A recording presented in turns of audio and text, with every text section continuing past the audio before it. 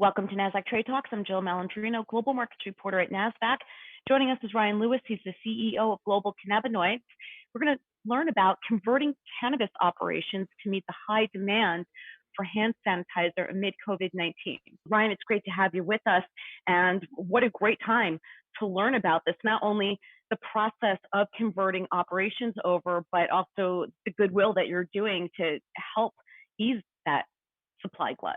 Yeah, thanks for having me, Jill. I mean, it's really interesting because being that I was really a pioneer in the hemp industry, I literally built the supply chain back in 2015-16 for the extraction of hemp into CBD oil. And what a lot of people don't know is that the main solvent that we use in the extraction of hemp is ethanol. So one of the things that, obviously positioned us very well to make the switch over to hand sanitizers is the fact that we control very large supplies of ethanol. So in times like this, you have to be, able to pivot. My first concern when the corona hit and the country shut down was, how do I get my customers products that they can sell? And cannabinoids are antibacterial and antimicrobial. That's another thing a lot of people don't know. The plant actually has these properties and they're well documented. So for us, it made logical sense to put a cannabinoid as an ingredient into an ingredient formulation that's meant to be antibacterial and antimicrobial. So back in January, we were analyzing online search results because that's how we make a lot of our decisions based on what products we're going to manufacture. We're looking for trends online. We noticed a spike in hand sanitizer searches. Last year, we actually launched a CBD infused soap.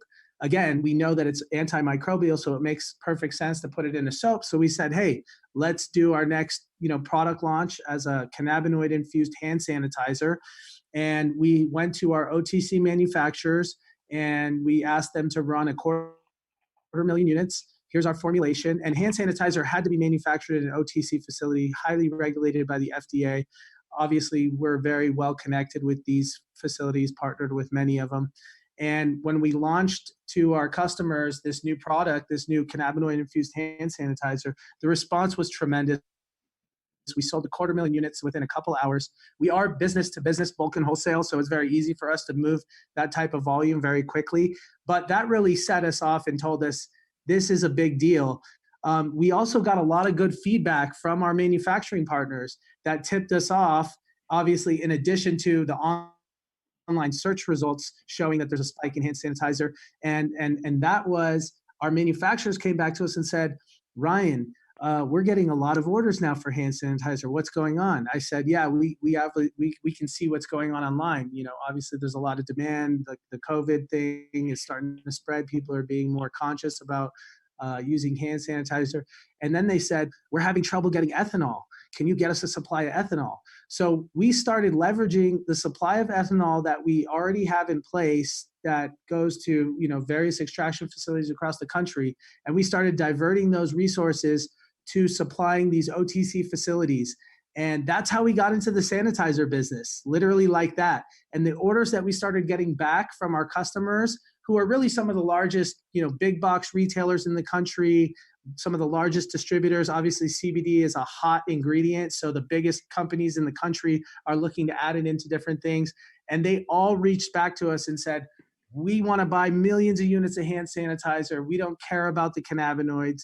And how fast can you make it? And so, we basically just started a new company, Global Sanitizers, and we jumped into this head first. And we do donate a portion of all sanitizers that we manufacture to first responders. That's our duty as a company.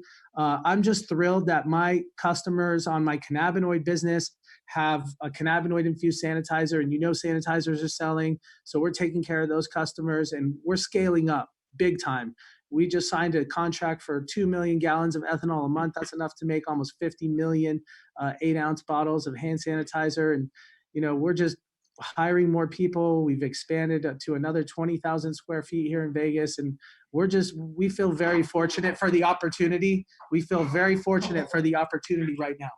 Yeah, that's pretty amazing that you have donated so much to your hometown area of Las Vegas. And, thank you for giving back to the healthcare workers on the front line. That's incredible. And Ryan, to wrap up here, something to celebrate, new book? Yeah, the book is out. It's out on Amazon. I'm super excited about it. The ultimate guide of to CBD remedies. The ultimate book of CBD remedies. It's spreading the knowledge about cannabinoids is very important to me, and I think this book is going to be a great foundation for people to learn about cannabinoids and what they can do. They present a very effective alternative to a lot of pharmaceuticals that are out there. People are getting tremendous results from it. But the best part about the book is that I'm donating 100% of proceeds to children's cancer research, and also to Saving Sophie, which is an organization, 501c3 charity founded by my dear friend Tracy Ryan, who really just she turned to cannabis as a way to treat her daughter's brain tumor when chemo would have probably killed her, and the tumor shrunk from the cannabis that she was using, and her daughter's growing up just amazing, and so we're just very cannabis is very near and dear to our heart, and having the ability to give back is just important to us. That really is, Ryan. Thank you so much for sharing your story and for everything that you're doing. Thanks so much, Jill. Thanks for having All right, me. and thank you for joining me on Trade Talks. I'm Jill Malandrino, Global Markets Reporter at Nasdaq.